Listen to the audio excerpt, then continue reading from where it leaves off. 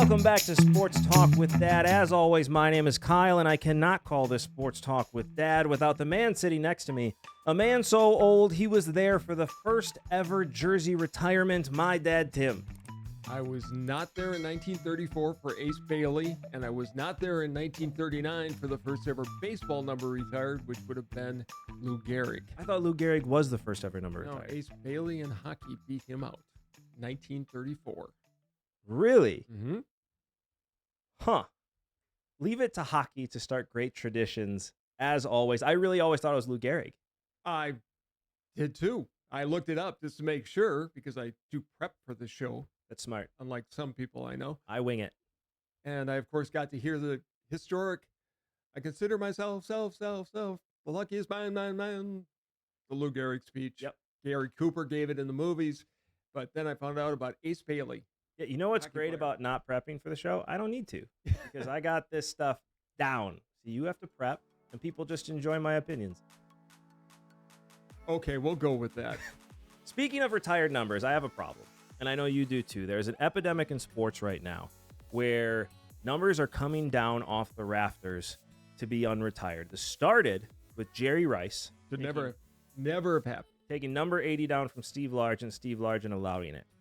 And then Peyton Manning took down 18 in Denver, which I think is also wrong. It was.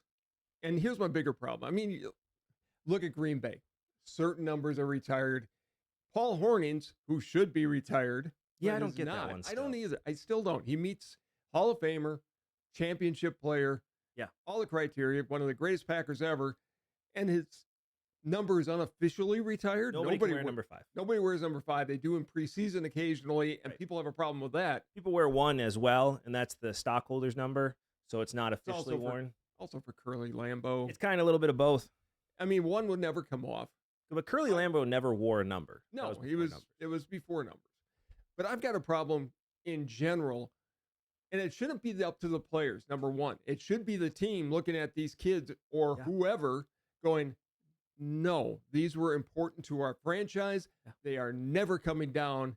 Got a huge problem with the fact that the Giants took down number 1. They had been up there for and 89 speaking years. of the first numbers retired, Ray Flattery, who wore number 1 for the Giants, was the first ever number retired in the NFL. Had been retired for 89 years until Malik Neighbors was drafted by the New York Giants, and they gave him permission to wear number 1. Which is wrong. They should not do it. You've got a history within your franchise. Could you imagine any Packer ever being allowed to wear 15 or 4 or 92 and it will be 12 at some point? Any of those numbers? Not without a complete riot by the fans. Here's the thing in Green Bay, you mentioned number 5 being unofficially retired. It's Paul Horning's number. Mhm. The only thing I can think of why they haven't retired it is because of that suspension he had. Suspended for a year for being a greeter at a casino. Can you imagine that today? Yeah.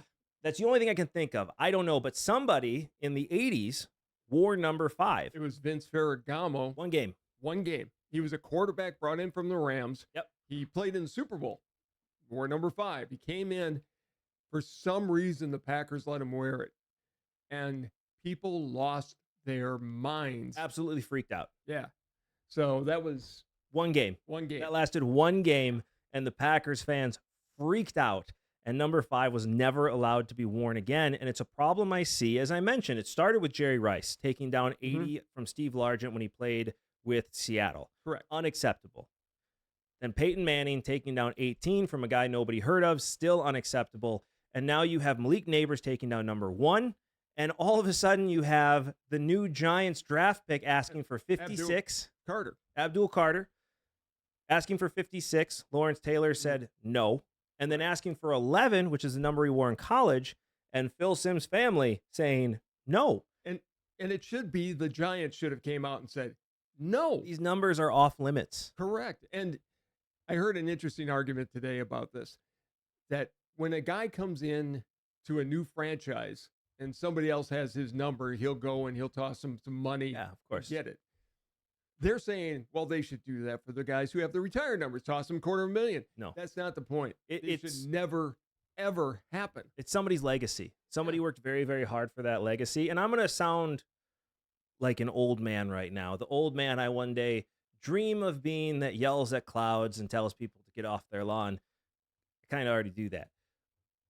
But this is the problem with the world today. Like, you think you just get to come in because you're some hotshot kid and legacy doesn't matter. Tradition doesn't matter. Well, I want to wear that number. Sucks to be you. Somebody wore that before you and their number was retired because of what they meant to that franchise. You have done nothing in the NFL. You may be nothing in the NFL, and you think you have the right because you're a high draft pick to wear somebody else's number? Can you imagine if somebody came to the Yankees and tried to wear number 3 or number 4 or number 2, which Or would be 5. okay because, you know, it's Derek Jeter. I'm kidding, Yankees fans. I'm kidding. Number 5, number 1. Well, any of the Yankees Number numbers getting 8. pretty close. I mean, there's not many numbers for the Yankees. I think 1 through 12 is retired in New York. I don't know about 11. Maybe Yogi Berra. No, Yogi Berra was 8. Who's number 11? Doesn't matter. Doesn't matter. Anyways, I love what the Yankees do because that's how they honor their history Right. and know those numbers are never going to be used again. Right. I don't know if they retired 15, which was Thurman Munson. They should. They have retired. They did. Okay. Yep. So all those numbers should be retired and they should never be allowed to wear it again. I'm really, it's this entitlement. And again, Yeah. this sounds like an old man, but it's very, very true. There is an entitlement in these players that think, well, I'm this great savior coming in, so I can wear these numbers. No, you're not. These people have had long careers and a lot of success and have earned their numbers to be retired.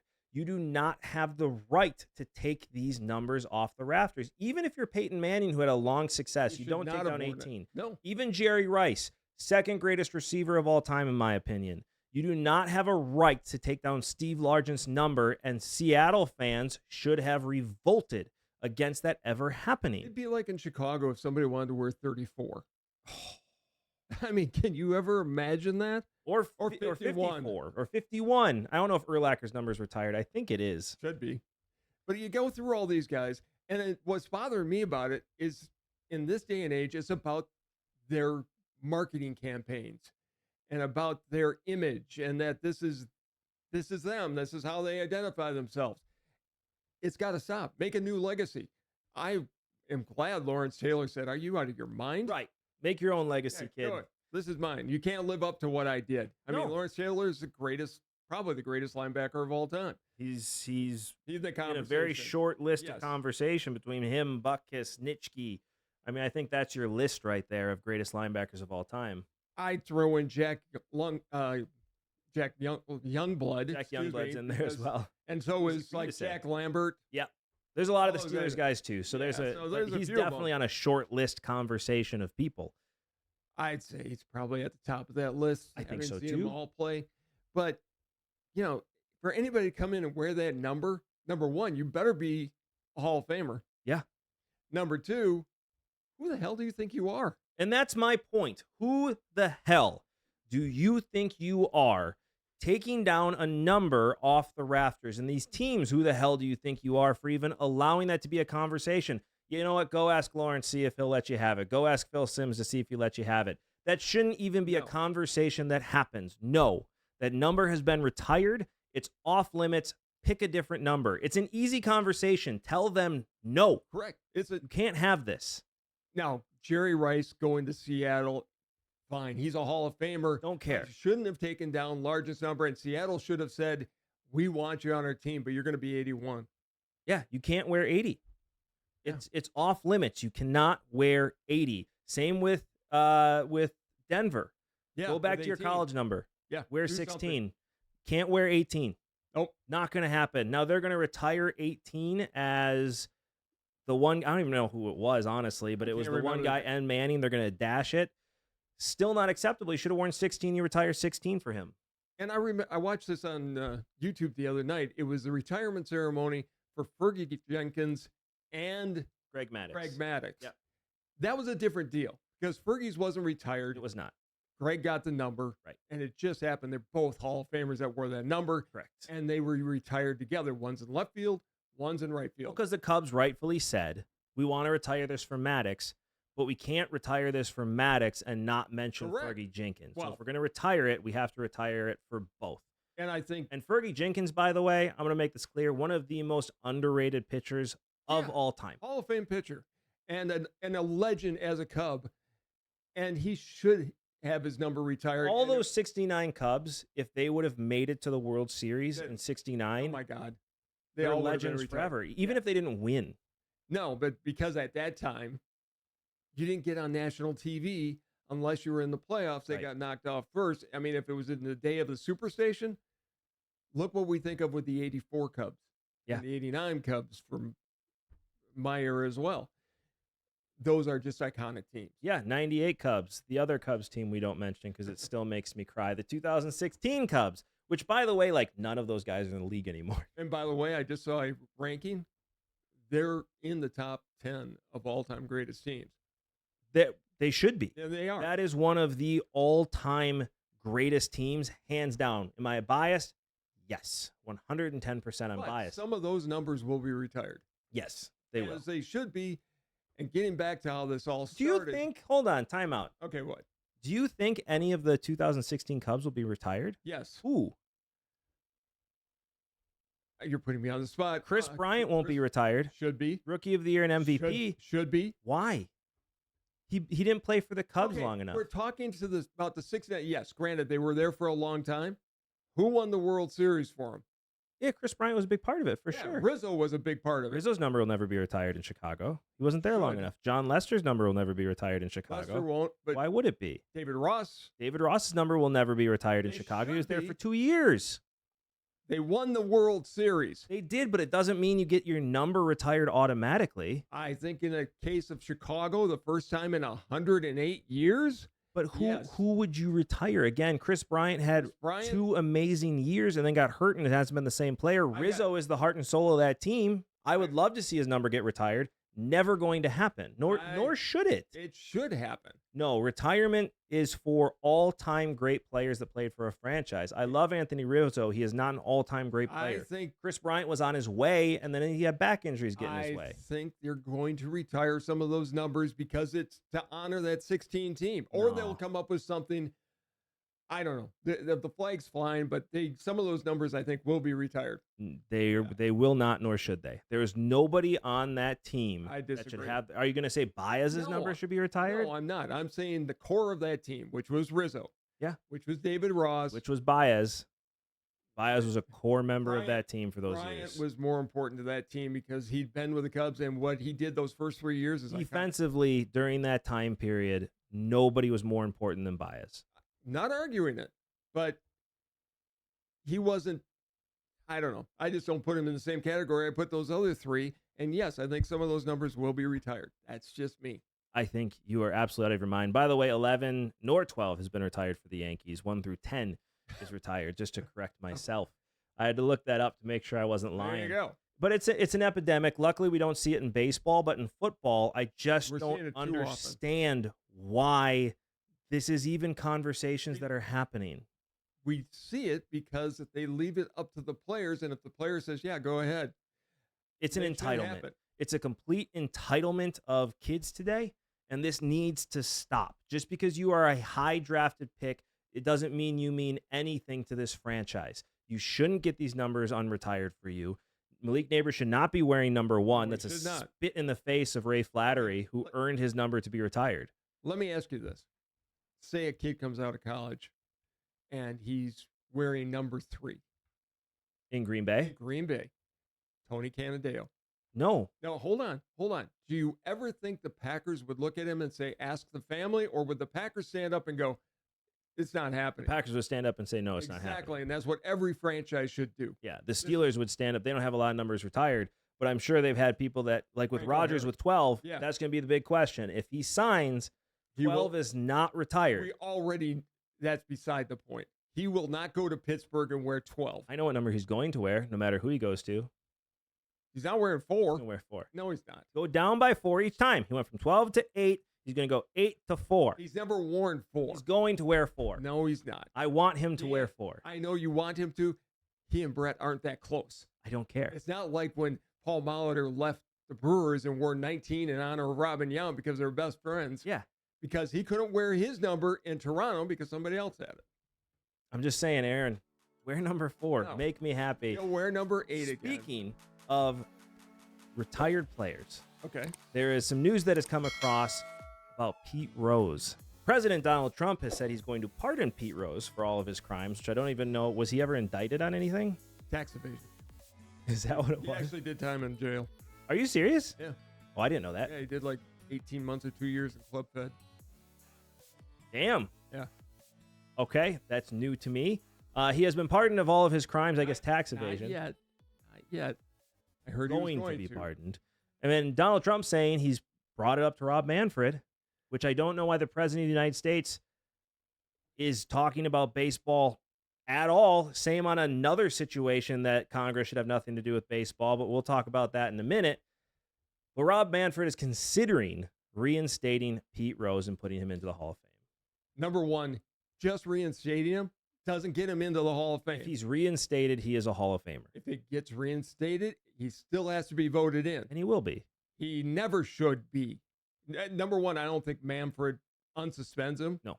Because he can't. No. Ever do that. It would be the worst. I mean, of all his bad decisions, this would be the worst he could ever make. He's kind of already made some worse ones. I don't think anything worse than this. I mean, do you see the Tampa and the A's situation right now? Well, we can talk about those that. are Yeah, that's pretty terrible situations that he had a say in. That's just being incompetent as far as how you're handling your league and where you're letting your teams play. It's pretty bad. I mean, it's right up there, but letting Pete Rose off the hook and saying, because I disagree completely with what President Trump said when he said, well, he only bet on his own team to win. Oh, we don't know Number that. one, we don't know that. Number two, it's just as bad because if he puts a huge, and we've talked about this before, but I'll do it again. Rose is the player manager. He's got a huge bet on a game for the Reds to win. Yep. He's going to leave his pitcher in longer, or he's going to let his reliever come in earlier and go longer. There are 1,000 different moves he can make that will affect that game and will hurt the Reds and hurt baseball in the long run. Well, there was a situation, I don't know what year it was, but there was a situation where he was called out because people were wondering why he had used his closer, what was it, like 14, 15 games in a row without a break?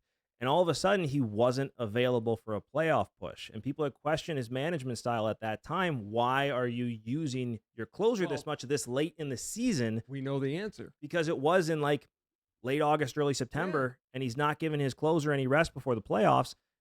And that answers the question. Did that cost him a World Series because he wasn't available? Probably. And it comes down to also, which our other topic we'll also talk about, but it's the integrity of the game. And you can never, it's why I have such a problem with baseball getting so in bed with betting. Once you cross that line, you're getting professional wrestling territory where you never know what's rigged and what's not and how it's rigged. We're getting to that line already. Like, we're getting close. Yeah, and I don't like it. Baseball's line, and they did it in 1919. Do I like Judge Landis? No, I don't. He was a horrible human being. Yeah. But what he did with the Black Sox players was the right thing to do. You bet on baseball, you're banned for life. Pete Rose bet on baseball after going into every clubhouse he ever went into with a big sign that said, if you bet on baseball, you will be banned for life. Well, and it's cross sports. Like, this is a precedent that has to be continued in baseball with the way baseball is getting in bed with gambling to the point where the Cubs were considering putting a casino on the top of Wrigley Field. Look it up. Definitely was a conversation and just randomly stopped. I'm thinking Manfred actually stepped in on something there. Yeah, and said, are you out of your mind? Right. We're not playing this game. It is a precedent that has to be set. And I've gone back and forth. But at this point, with the way gambling is with sports, you have to set this precedent because if Pete Rose gets reinstated and put in the Hall of Fame, all of a sudden you can now look, other players are going to look and say, well, Pete Rose is reinstated. Right. Like, why can't I be reinstated? I'm betting on my team to win. Go ahead. And then Shoeless Joe has to be reinstated, and so do all the 1919 Black Sox, all who had Hall of Fame careers and who had a better reason to do what they did. For the 1919 Black Sox, for those of you that don't know, I side with the Black Sox players. Sure, because Charles Comiskey was another horrible human being that I brought this up on the show before, but in case you're new to the show or tune out my ramblings, which is completely fair, The 1919 Black Sox, there was a pitcher, and I forget his name, but he had a contract where if he got to 20 wins, he got a $10,000 bonus. And in 1919, a lot of money. $10,000 was a lot of money. It's a lot of money. And he was at 19 wins with 2 weeks left to go. And Charles Comiskey told his manager he is not to pitch any more games until the playoffs. Which is what created the Black Sox. Correct. And that happened. And all of a sudden, the pitcher went to Comiskey and said, hey, I want to get my bonus. Like, I wasn't allowed to pitch. I would have gotten my 20th win. And Comiskey said, your contract clearly states that you need to get to 20 wins, and you didn't do that. Refused to pay off the bonus. You know what he was paid to throw the World Series, that pitcher? $10,000. $10,000. Yeah. I mean, so I have a lot of sympathy for that, and I can't say I blame the Black Sox. It was a spit in the face of the owner who screwed over his own player. But when it comes to Pete Rose, I don't get it. He obviously had a problem, and you're affecting other players at that point.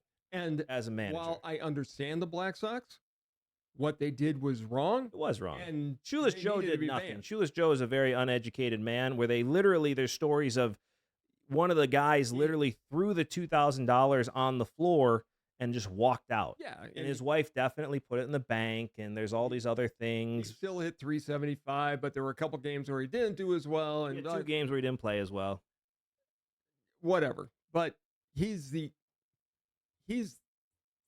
hero in this. Is he a hero? Is he a GOAT? Because you don't know, you've got to leave him out. And here's my thing about Rose as well. His records are reflected, just like Shoeless Joe's. His records are all listed in the Hall of Fame. You don't get a plaque on the wall. That's something only the best of the best and the ones that don't cheat get to have. Well, and in betting on your own team that doesn't make a difference is still gambling on sports. And especially when you're the manager and you control the roster, it does make a big difference, especially when guys need rest. You're going to say, listen, I got 10 grand on this, man. You're playing. It's a lot more than that. It was, but yeah, 100 grand on this. You're playing. You're cheating. You're not cheating. You're cheating. It's not cheating. Really? When the sign is there, if you bet on betting on baseball is illegal. It's illegal. You cannot do it. He cheated. He bet on baseball. He cheated. I think our definition of cheating is different. In the same way, our definition of cheating is different when it comes to another era of players who I do think all belong in the Hall of Fame. And that is my childhood era of baseball, known, I was going to say unfairly, but I really can't, known as the steroid era of baseball. Yeah, they're cheaters and they don't belong in the Hall of Fame. Their records absolutely put them in there, but they don't. You think the records belong in the Hall of Fame now? I always have. Bond's record is in the Hall of Fame as much as I hate it and as much as I think it should be rolled back and given back to Henry Aaron where it belongs. Got to be able to hit the ball. Henry Aaron hit the ball. Yeah, so did Barry Bonds. Barry Bonds was such a hard worker. He would literally spend time in the cage and look at where the markings are on the plate and that's to fix his swing. That's what's sad about this. However, and we went through this and we're going to do it again, ESPN commissioned an article that looked at his numbers from Pittsburgh when he was not the incredible bulk and taken 3/4 of every pharmacy in America and put it in his arms so his head swelled. He would have hit about 535 home runs at the outside. 525, 535. I'll give him a 535. He would have hit at the most 30 to 40 home runs in a season. Only because he cheated so badly did he steal records from those who had achieved them. And at that time, it was Roger Maris and it was Henry Aaron, who is the all-time home run king because I lived through that era. He put up with some of the worst racism, the most vile hatred any man's ever had to go through. And instead of continuing to honor that, we're honoring a guy who said, if I put in more juice, I'll have to be able to hit the ball another 10 to 15 feet further, and I'll get all these home runs. And that's exactly what happened. He changed his body illegally. One, you don't know the 500 home runs is true. I think it's a fair comparison because we know what he did before the juice. And he was just getting into his prime. Okay, but we can extrapolate out what it probably would have been. He never would have gotten to 73. I think he would have hit 600 some home runs. I don't think so. I think it would have been in that five. I'll even give him 550 because he did have one of the best hand-eye coordination of all time. He did. I'll give him that. And one of the fastest bat speeds in the history of baseball. But did he have that when he was in Pittsburgh, or was that after the bat juice? speed was definitely there. Listen, I don't care how many steroids you take; it doesn't help you get the bat across faster. That's pure reflex. It does get it through pure reflex. However, because of the juice and because you're so much stronger, the ball's going to go that extra 20 to 30 feet. Listen, I'm not He's a denying cheater. that. But you still got to hit a small ball with a stick. You have to hit a round bat with a round ball, or hit a round ball with a round bat and hit it square. Got it. Understand that. He cheated by inflating his body size illegally and using a substance that's illegally used in the United States without a prescription, which he never had. He cheated. So did McGuire. So did Sosa. So did Clemens is the one I have a problem with, and I'll tell you why. Because you and I talked about this when you were a kid. I said, look, if he didn't do it, I would scream from the mountaintops. I didn't do it. I'm suing you. He did, and he won. He did. I still think he juiced. He was on, give me the report. Mitchell report. So I think he did it as well. I'm sorry. Those guys, their records can be represented in the hall because they have to be until they're stripped back as they should be. I love what the guy who got the record-breaking ball did and asterisk the hell out of it. I don't disagree with that. I want you to know that. He does not deserve a plaque in the Hall of Fame. He doesn't get to get in that special little room unless the Hall of Fame wants to say, okay, we've got a steroid era. Everybody was cheating. We don't know for a fact who was, who wasn't, even though it was unfair to those that didn't, like Ken Griffey Jr. Mike Piazza as well, who's in the Hall of Fame. He belongs in the Hall of Fame, and Ken Griffey Jr., the greatest player of that generation, overshadowed by a guy who cheated, is in there.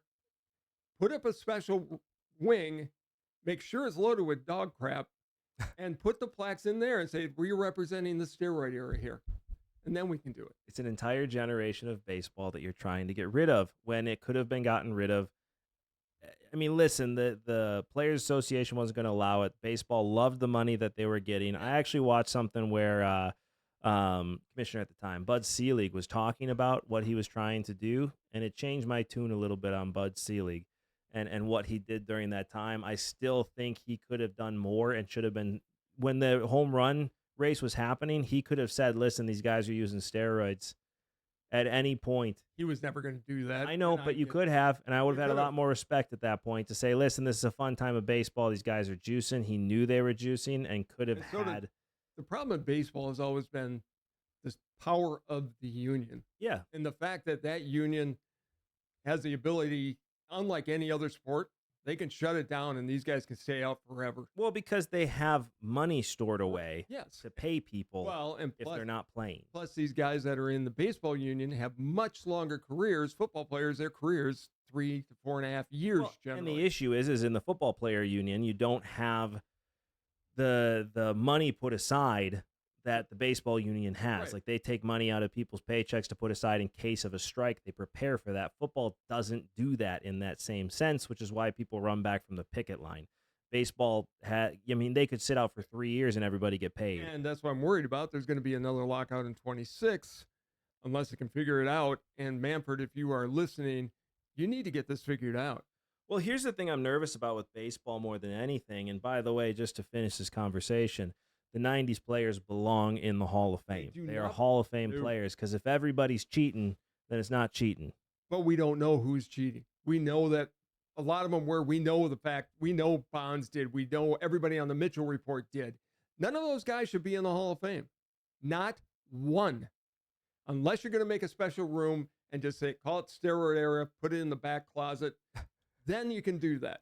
But they don't belong. Their plaques do not belong alongside. So my childhood Henry of baseball Aaron. Doesn't count. I got it. Look, I'm not going to deny. My childhood of baseball doesn't count. 98 was one of the most exciting seasons of all time. Yeah. Barry Bonds was jealous of those guys. Listen, it goes even more. It goes back to Mark McGuire. Oh, in God. Congress. Again, something that Congress should have never had anything to do with. But Mark McGuire, all he had to do was listen. You saw what was in my locker. I didn't hide it. You knew what I was taking. It This is wasn't all. it wasn't illegal. This isn't illegal. I took Andro, and by the way, if you actually look at the components of Andro, it's just it's a testosterone enhancer. Like it's a binding agent for testosterone. It doesn't turn into testosterone. It takes free testosterone and binds it, so it's actually used in your body. Is it used by bodybuilders and people use steroids? Yeah, 100%. Isn't it used to recover more than it is to It's a build? recovery thing. If you have no free testosterone in your body, which most males use up all their testosterone, it does nothing for you. The only thing it helps, which is, by the way, what's being prescribed to people now, it's a binding agent. So if you have free testosterone, it binds and actually is used in your body. It did nothing for you. McGuire could have turned everything about that arrow around if he would have just said, as you did, look, everybody saw it was in my locker. I'm not hiding anything. Right, you can buy this at GNC. Yeah, it's at GNC. It's banned now, so I'm not using it. In retrospect, should I? Probably not. But all And you I had to do was apologize. come with the science about it and Yeah. be like, listen, this is a binding agent for free testosterone. That's all it is. It's nothing. It's an over the counter drug that, like I said, unless you have free testosterone, which a lot of us do, but you get to a certain age, you don't anymore. It does nothing. That It whole does nothing for you. that whole thing in Congress, and yeah, you had Paul Merrill making a fool of himself after the fact by getting caught again. You had Sosa on there pretending not to be able to speak English. That was kind of stupid. Palmero But- reading off a piece of paper, but it was all up to McGuire. It was on Mark McGuire, and I feel so bad that he had bad advisors, and he didn't. He said, "I don't want to talk about the past." All he needed to say was, "Look, I wasn't hiding anything." Right. I bought that at GNC. Yeah, it's something everybody can get. It helps me recover. That's all it does. Right. And that would have turned that conversation on its head, and the 90s might have looked different. I give credit not to the union and not to the leadership of MLB at the time. It took the players to go to their union and say, this ends now. Right. And that's when the union finally, the leadership of the union said, okay. And you know what? They're all still taking stuff anyway because it's the only way you recover that fast at certain ages. But here's my question, though. You say these guys shouldn't belong in the Hall of Fame in baseball. What's the difference in football? In the 80s, everybody in football was using I'll tell you steroids. what. I'll tell you why. Baseball has been around for 150 years. Baseball is tied to every one of the numbers that's around. People in my generation. Now, wait a minute. You asked? Let me finish. I could compare, and the race for the home run record between Hank Aaron to Babe Ruth, I could tie exactly back. Babe Ruth did this, this, and this. Here are his numbers. Hank Aaron did this, this, and this. Here are his numbers. Which is better? We were always able to compare era. By using and cheating with the juice, you skewed the numbers. Now 73 is the artificial home run record for one season. Nobody's going to get that because humans don't do that without help. Right. I respect Judge for getting to the record that he holds now with 62. Yep. Yeah. So, I mean, that's my problem with it. It skewed the conversation and it took the most important records, not just in baseball, but in all of sports, and really bastardized them. Because But in football, you're doing the same thing. football has never been tied to the number. The only number people remember in football, they may remember Eric Dickerson's 2012. They may know Brett Favre's 299 record. All 97. 297, sorry. So you don't even know it. 297. Consecutive games played. But the numbers just aren't the same. I couldn't tell you what the record is for yardage caught by a wide receiver, Jerry Rice or whoever holds it. They just aren't as important. In football, it's about who wins the Super Bowl. Right. Baseball, because it's been around so long and because people have followed those stats from the beginning of time, people still know what Ty Cobb hit. People knew what Willie Mays hit.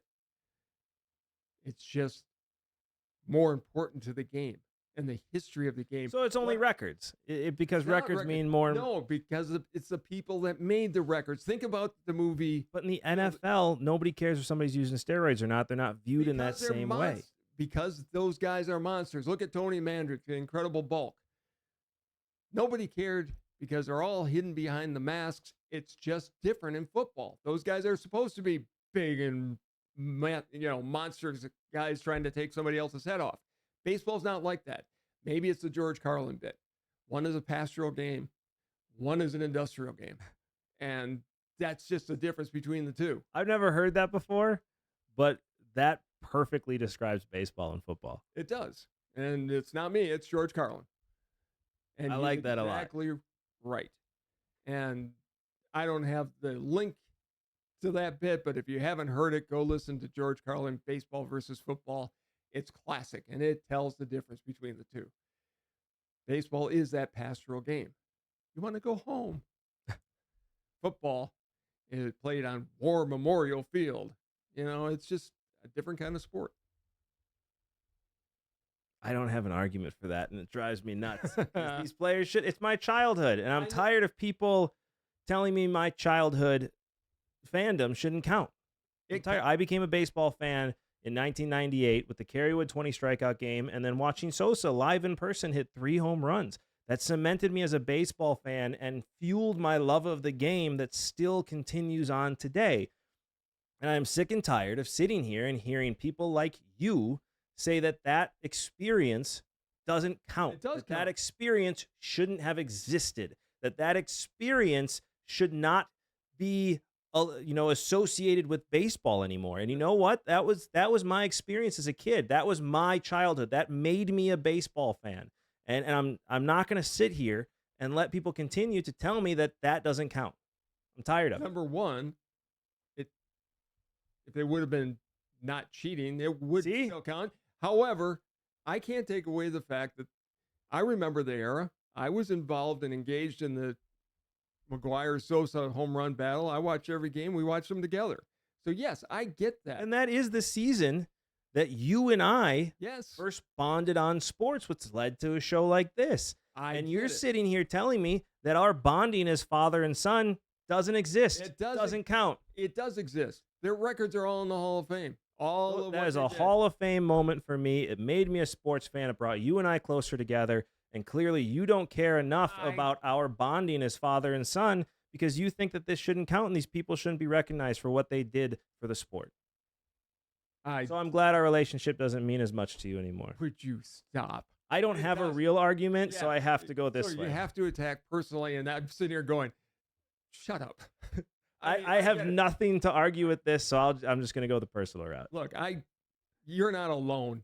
Anybody who was growing up during that time was influenced by those players. There are a ton of Giant fans who love Barry Bonds. There are Brewer fans that love Ryan Braun, who's probably more vile than Barry Bonds. That's a different story because he tried to screw over another human being and try to ruin somebody's life. That's like the Lance Armstrong thing. Like, he destroyed a lot of people's lives along the way. Different ball game. Yes, and that's why Braun's number should never be retired in Milwaukee, but he was a cheater. Look, I love Alex Rodriguez. Not only was he the best shortstop of all time. He's arguably my favorite player of all time. He's number one. This is for you Yankee fans. Derek Jeter, not the. He was the second best shortstop on his team. Yeah, and Derek Jeter, if he would have been classy, he would have moved to third where he belonged and let Rodriguez play short because he was a better shortstop. He's the greatest shortstop of all time. Yes. And I feel bad for him because he got put on the juice when he was in high school. And he just used testosterone. It wasn't using what... his body never grew. No. And he was using testosterone. It's not like what Bonds is allegedly used, which is it's been proven a lot more stuff than that. McGuire, Sosa, they were on much more their bodies, than just testosterone. Canseco, their bodies got massively bigger. Yeah, they were on... What you have to assume is much harsher steroids. I'm not going to go down the list today, but I mean, there's a big difference between using testosterone supplements and using something like, a trenbolone or something like that, which is a completely different ballgame. You know more about it than I do. I mean, but the fact that Bonds' head grew, you got to be putting a lot of stuff in your body. I mean, that shows he's using much harsher synthetic testosterone, which has much larger effects. And I feel bad for a guy like Rodriguez. He admitted it the first time, but then he did it again. I think he was almost a habitual user of testosterone, in his mind, if I don't use this, I'm not going to be able to play. And more likely human growth hormones, because that explains the head growing and things of that For nature. Bonds, For Bonds, Rodriguez head never grew. no, So Rodriguez was just a testosterone and I user. really feel sorry for him because he should be in the Hall of Fame if he hadn't have taken that. He is, in fact, probably the greatest shortstop of all time. And He is the greatest shortstop of all time. It's not even close. No, it is close. Honus Wagner is still an unbelievably great player. And that's what we lost. We could have that conversation about Rodriguez versus Wagner a lot more if Rodriguez hadn't used it. Honus Wagner played in the dead ball era. Alex Rodriguez played in the live ball era. It's a very different game of baseball. You can't compare those eras at all. Wait a minute. You can still compare the batting averages. Not the whole run. No, you can't. Sure you can. No, you can't. You don't have to you've got to get a hit with a mush ball. Do you know how much harder that is? You have to throw a mush ball that's hard to see in the dark. Yeah, exactly. I mean, it's a harder game. It's a different game. You cannot compare dead ball era. We've had this conversation. You cannot compare dead ball era stats to live ball era stats. You just can't. Most people that have ever watched the game and the historians of the game say, yeah, you can compare. You can't compare before 1900 because that was really a different game. It was. You could bounce the ball. You could hit somebody. And but in the dead ball era, you look at Babe Ruth's home runs. We know that some of his home runs in 1919 counted after a bounce, which would be a ground rule double today. I mean, that is a thing. That is a thing, and that actually went on into the 20s. Did it go into the 20s? Even with the live ball, if it bounced and went into the stands, they didn't change that until I think mid 20s. Okay. And it. You spitballs during that era. I get it. You can't compare eras. You can't compare Honus Wagner to Alex Rodriguez. Sure, you can't. You can because you still had to play the position. You did have to play the position, and that's great. But it's a different. The ball was going a lot slower in the dead ball era. No, it wasn't. In the dead ball era, you had guys like Christy Mathewson who could still throw that ball 100 miles an hour. I mean, off the bat. We're talking shortstop to shortstop. Okay, that would slow it down. Off the bat, it's a much slower ball coming to Honus Wagner. This isn't me saying Honus Wagner isn't one of the greatest shortstop of all time. That's just it. I'm just saying you can't compare Honus Wagner to Alex Rodriguez. They played two completely different games defensively. I think you can, but that's not what we're talking about. We'll talk about it again later. We're talking steroids right now, and as much as I hate it, these guys just don't belong in the same way Rose doesn't belong in the Hall of Fame. Different thing altogether. Both are cheating. Different thing altogether. There's a big difference between gambling on the game and using steroids. Really? Yes. Both affect the integrity of the game. From that perspective, but are you sitting here telling me that what Pete Rose did isn't worse than the steroid era? They're both equally bad. That is not true at all. That is not true at all. You destroy because here's the thing: you're using steroids to try and win. That's what you're trying to do. In a Pete Rose situation, you're using your players to try and win money. No, you're using steroids to try to hit the ball artificially farther to win. And you couldn't. It's about winning the game. It wasn't about winning with Bonds. It was about because he was jealous of Sosa and McGuire. Okay, but that's fine. You're still doing it to make yourself better. Pete Rose didn't do it to make himself better. Pete Rose did it to win money. And that's a big difference. What Pete Rose did is a lot worse than what the steroid era did. You can't compare. Yes, it is. It's not. The steroids are there to try and make yourself better. Both are going to the integrity of the game. And I can agree with that. I get what you're saying about Rose. What Pete Rose did is much worse than what the players taking steroids did, especially when you're using it as a recovery agent. It is not 1-1. It is not. There is a big difference. They are not. What Pete Rose did, betting on the game and allowing bookies and those type of things in the game, is much worse than what steroid eras did. People going into back alleys to get illegal steroids to push into the body. They didn't go to back alleys. They went into illegal pharmacies. They did not, because they didn't have a prescription for that. Illegal pharmacies. Okay, fine. Look, it all comes down to Alex Rodriguez 100% had prescriptions, by the way. Yes, he did. Okay, this comes down to me with two things. Henry Aaron and my love of Henry Aaron, and I will admit that. Yep. And Roger Maris to a lesser extent, because that guy was just jacked and hit 61 home runs in a year. Granted, he did it in 161 games or 62 games. Babe Ruth did it at 60 and 154, but that's another argument. But Aaron Judge came along legitimately broke that record and Did. should be honored. And he's not because of, He is. He still holds the American League record. but he should hold the I get Major what you're League saying. record I'm if not it weren't for the cheater Barry I'm not Bonds. saying they didn't cheat. What I am saying is you are saying that what Pete Rose did is equal to the steroid era, and it's just not. What Pete Rose did is much worse and much more harmful to the integrity of the game let's ask than for what players comment. did. You let us know what you think in the comments below, and while you're down there, don't forget to like, subscribe, and hit that notification bell so you get to enjoy this show as much as we enjoy making it. Yes, this argument is going to continue after this show, but you and Probably I, for the entire week, this is all we're going to talk about. it's not going to stop. But you and I have had a good show, and as you all know, you cannot have a conversation with your dad without your father getting the last word, so it is all you. So, as I said, Pete Rose should not be in the Hall of Fame because he bet on baseball, damaging the integrity of the game. Neither should anybody from the steroid era because they also damage the integrity of the game.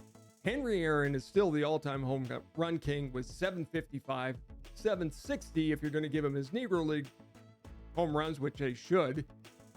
I'm sorry, guys. There's a line in the sand. I know there are a lot of national broadcasters that say, oh, you got to put them in. No, you don't. At some point, you got to protect the game, and these guys don't belong in the Hall of Fame. End of story. I'm tired of you getting the last word in these situations. Thank you so much, as always, for watching. This has been Sports Talk with Dad. We'll see you next time. Bye, everybody.